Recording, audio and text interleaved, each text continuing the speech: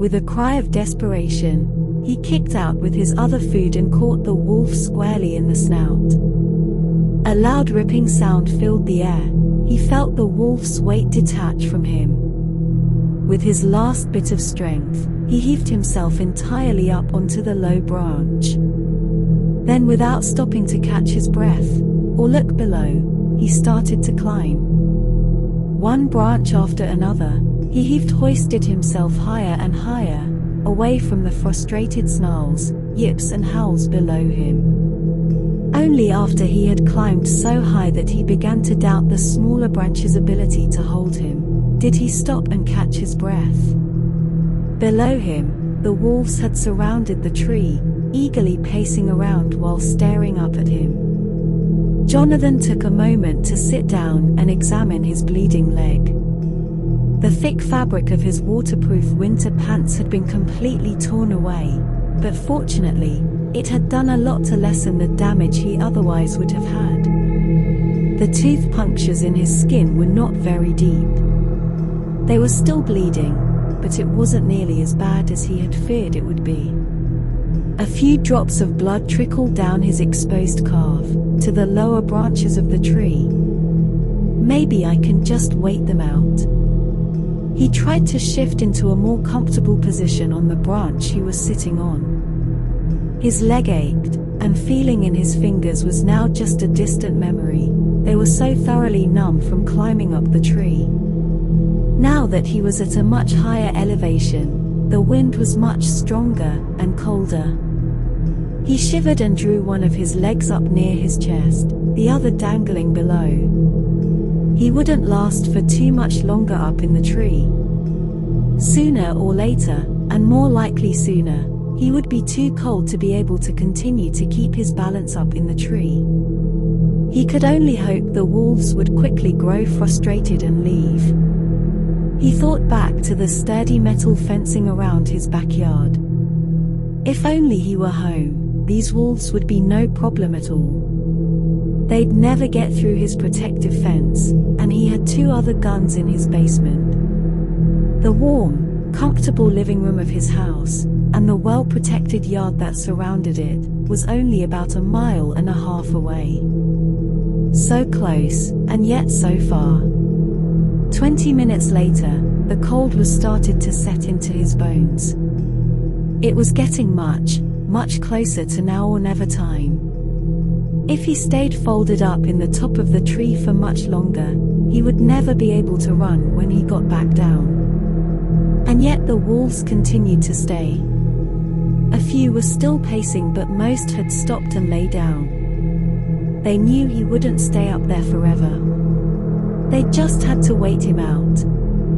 It was then that Jonathan noticed something he hadn't before.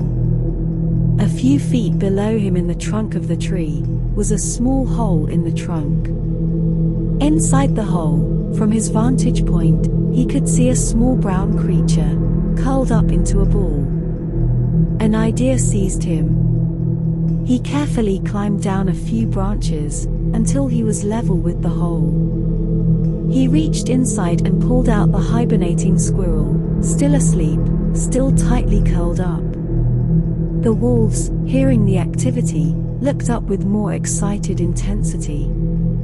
He climbed down even lower, until he was only about 8 feet above the wolves, 1 branch higher than the one he had grabbed onto to climb up the tree. He pulled off a smaller branch near him, one with a pointed end, that was thick enough to do some real damage to a wolf. Then, cupping his hand below his slowly bleeding leg, he let a little bit of his blood pool on his palm, before smearing it all over the sleeping squirrel.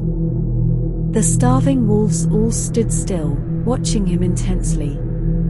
He held the bloody squirrel out so that all the wolves could see and smell it. He slowly waved it back and forth, and watched as each wolf head turned in union, tracking the bloody mouthful. They probably knew what he was doing. But, Jonathan reasoned, when you're starving, the promise of any food, from anywhere, is too tantalizing to pass up. Picking the part of the forest with the thickest underbrush, He reared back and then flung the blooded squirrel as far as he possibly could. As the wolves bolted, Jonathan slid down the tree, slipping and banging his knee on the very branch that had saved him earlier. He hit the ground with a soundless grunt, desperately suppressing the noise that tried to automatically escape his mouth. The wolves may have still heard his struggle down the tree, he knew, but for now the bloody, meaty mouthful he had tossed into the thick underbrush still held their attention. He quickly struggled to his feet, and pushing through the lancing spikes of pain that shot down his leg from his battered knee, he started to run. It wasn't going to be enough. He knew it, and they knew it. They could find the squirrel, eat it and easily catch him before he got anywhere close to safety. But he had to try. He wasn't going to freeze to death in a tree if there was even the tiniest chance he could make it back. He hadn't spent thousands of dollars and weeks of his life building a chain-link fortress only to have it be out of reach when he needed it most. The trees flew by as he raced down the path, but far too slowly. He could hear rustlings in the undergrowth behind him now. The wolves faced a longer and more difficult path than he, but it wasn't nearly enough to make the deadly race fair. His breath was already coming in deep gasps as the end of the forest and the beginning of the open field came into view. He knew he wouldn't even reach that. It was still a long dark tunnel through the woods, and the noises he heard were gaining on him far too quickly. One of the wolves burst out of the brush behind him and began to quickly close what little gap remained between them. He could hear the soft pads of its feet on the snow behind the slower, heavier thuds of his own. He glanced over his shoulder, just once, and almost couldn't see it because of the heavy condensation in the air from his ragged breath. But it was there, its hungry eyes locked on him, teeth exposed. For the second time that day, Jonathan faced a now or never moment. He gripped the pointed stick he still held in his right hand tightly, turned and dropped to the ground, holding the stick up between him and the wolf. The wolf, meanwhile, had leapt into the air, gaping jaws aimed at his exposed neck. It flew over him as he lay flat on the ground, but it didn't entirely go over the stick. A long, deep bloody gash was ripped open along the wolf's underside and belly. Snarls quickly turned into sharp yelps of pain as the wolf landed on its side in front of him, blood oozing out of the deep wound. The other wolves were almost on him now, but seeing one of their own hurt, they paused. Jonathan didn't, and was back on his feet and running towards the light at the end of the forest tunnel as fast as he could. Would the other wolves stop because they saw him as a threat now? Was the first wolf dying? Would the other wolves eat it? Do wolves eat their own injured pack members? He didn't know the answer to any of these questions, so as quickly as they came to his mind, he pushed them back out again. He just focused on running, on surviving. He still carried the blooded stick in his hand, but he doubted the stars would line up so perfectly again. He hadn't expected the jump, only to try to stab the wolf in the head as it charged him, or at least ward it off with his sharp stick. As the light at the end of the forest grew closer, his breathing grew more ragged, his footsteps heavier. He wasn't in terrible shape, but running for at least a mile now in snow, in full winter gear and climbing trees and fighting wolves had really sapped Jonathan of his energy. As he neared the light, he felt something inside him shift. He stopped caring about his tiredness. All that mattered was getting to the backyard. It was simply a matter of endurance. Once he passed through the heavy gate, he would be home safe. And would he ever have a story to tell? Suddenly he was out. He was back in the field again, only about half a mile from his house. The field was relatively flat, so he could see his tall black fence clearly against the otherwise white background. He had never been so exhausted in his life, but then again, he had decided that didn't matter. His feet would keep moving. He felt more safety in the field than he did in the woods. If the forest was their domain, and the fortified backyard was his, the field was a kind of neutral zone, a place of relative safety. Though perhaps they wouldn't want to leave the forest, especially after one of them was injured. His stomach dropped when he looked over his shoulder, watching the wolves burst out of the tree line with no hesitation whatsoever. This was it. There was absolutely no way he could beat them back to his yard now. He heard the pads of the wolves on the snow rapidly approach from either side. He kept his eyes on his backyard gate. To his surprise, instead of feeling the teeth of the closest wolves tearing into his back or neck, he heard them run past him. The lead wolf then cut him off, snarling and biting at his legs. He realized this is how wolves are supposed to hunt. It usually isn't one wolf going in for an attack alone, he remembered. They surround their prey, bite at it, wear it down. They had no idea how tired he already was. He had been running almost automatically up to this point, as if running forward were his body's natural state. Now that he stopped, he didn't know if he could do it again. The cold air burned his lungs as he greedily sucked in huge mouthfuls of air, trying to get his wind back. The entire wolf pack circled him now, each one sneaking in a little closer to bite at his legs. Each time Jonathan swung his stick at them, and they backed off. But they were getting faster, he couldn't keep up with them. They were all around, attacking from unexpected angles. And then one of them was on him, biting deeply into his coat and wrestling him to the ground. He felt himself being jerked off his feet, tumbling into the deep snow along the side of the path, the wolf's teeth tearing through his coat and into his skin and flesh just below his shoulder. He cried out in pain, and then in rage. It just wasn't fair. He was so close. So close. The safety he had been so proud of lay in the distance, useless. All his precautions had been for nothing. He was going to die here in the snow. He screamed again, and swung his stick with all the fierce energy he could muster. He heard it connect with a wolf, and it yelped. Another wolf leapt on him, sinking its teeth into his forearm. He let out another scream of fury and shoved the wolf off him, shreds of coat and flesh still dangling from its jaws.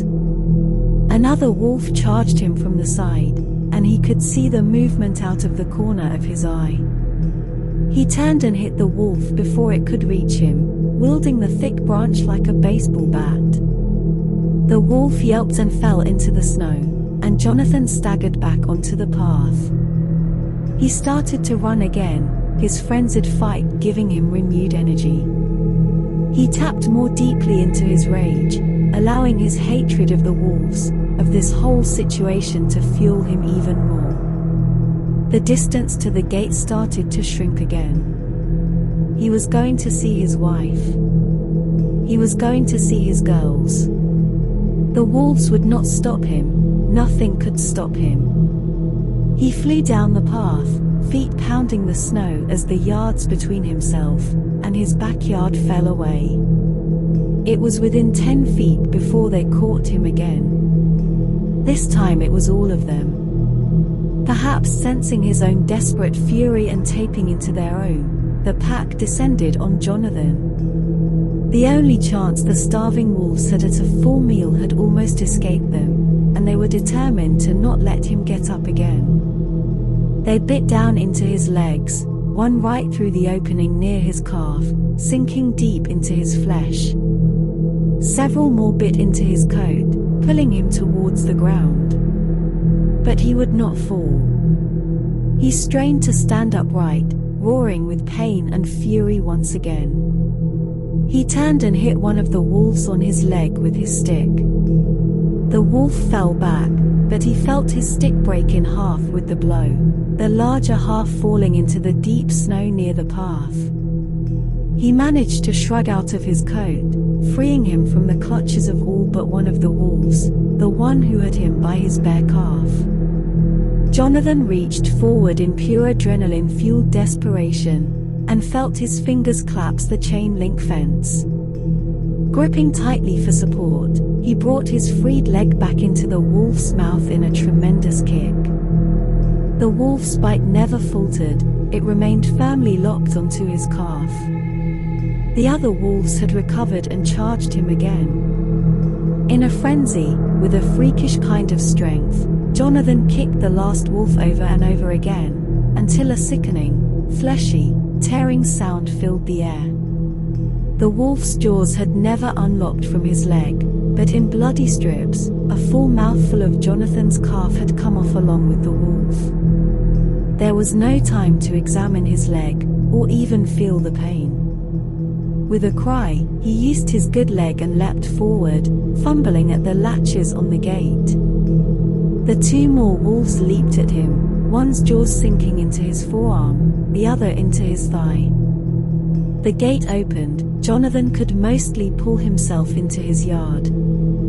He slammed the gate into the wolves behind him, using the heavy metal to hit their heads and bodies over and over again. Their grips did not loosen, and slowly he was pulled backward, the strength of the two wolves overcoming even his desperate strength.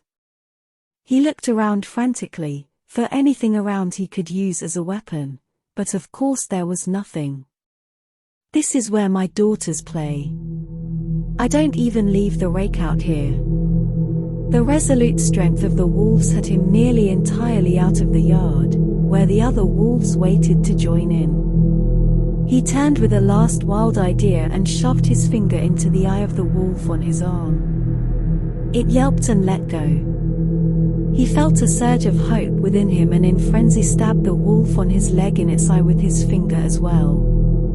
It too yelped and fell away, as Jonathan threw himself in the yard, pulling the gate shut behind him in a thunderous slam. The wolves howled and snarled and dug at the gate, and the fence on either side, but it was useless.